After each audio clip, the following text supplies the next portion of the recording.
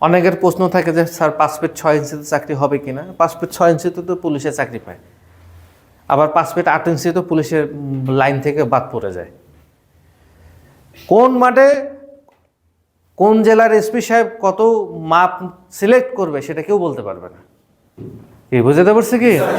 কোনো মাঠে তুমি দেখবা 5 ফিট 7 ইঞ্চি নিয়ে পুলিশ কনস্টেবল প্রথম দিনেই প্রাথমিক যাচাই বাছাই আউট হয়ে গেছে। কোনো জেলার কোনো মাঠে দেখবা 5 ফিট 6 ইঞ্চিতে লোক টিকেছে, কোনো মাঠে দেখবা 5 ফিট 8 ইঞ্চি নিয়েও টিকে নাই, 5 ফিট 9 ইঞ্চিতে টিকেছে। বুঝতে পারছি কি? সো কোন মাঠে কি হবে এটা ডাজন্ট ম্যাটার, এটা নিয়ে চিন্তা করা যাবে না, টাইমও নষ্ট করা যাবে না। 5 ফিট 6 ইঞ্চি আছে, বয়স 18 থেকে 20-এর মধ্যে পুরুষ প্রার্থী যারা আসো নামাদাম প্রস্তুতি শুরু করে দাও। এরপরে সময় থাকবে না, অল্প সময়ের মধ্যে পুলিশের পরীক্ষা শুরু হয়ে যাবে।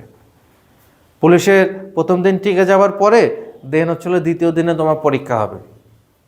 দ্বিতীয় দিনে ইভেন্ট থাকবে, তৃতীয় দিনেও ইভেন্ট থাকবে। এই দ্বিতীয় এবং তৃতীয় দিনে মোট 7টা ইভেন্ট তোমার শেষ করা হবে।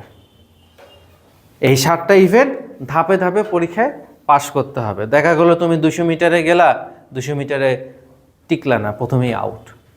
পুলিশের প্রথম পরীক্ষাটাই হচ্ছিল 200 মিটার, এটা সব থেকে কঠিন। 28 সেকেন্ড পুরুষ প্রার্থীদের জন্য।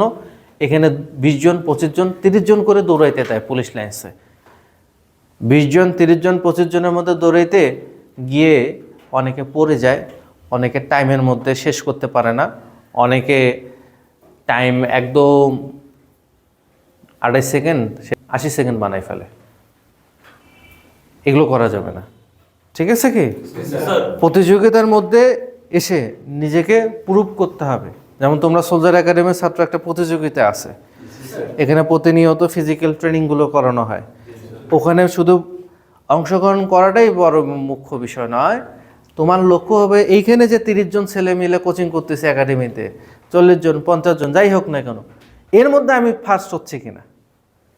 যদি তোমার ভিতরে এই ইচ্ছাটা থাকে যে আমাকে এখানেই ফার্স্ট হইতে হবে, টিকতে হবে, তাহলে তুমি ওখানে গিয়েও টিকবা। তুমি বাসায় বসে থেকে 30 জন বা 25 জন ছেলেকে নিয়ে তো দৌড়াতে পারবো না।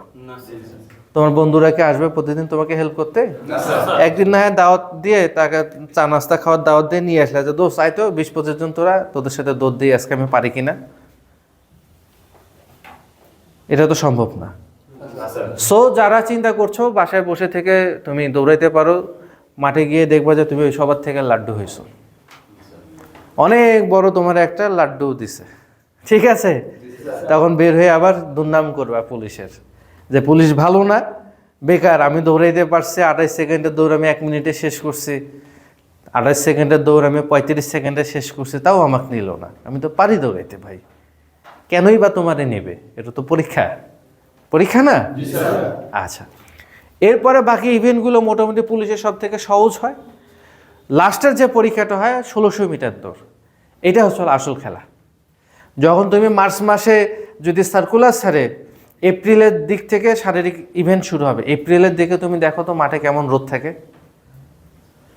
তুমি 1600 মিটার দৌড় করো, দেখো রোদের মধ্যে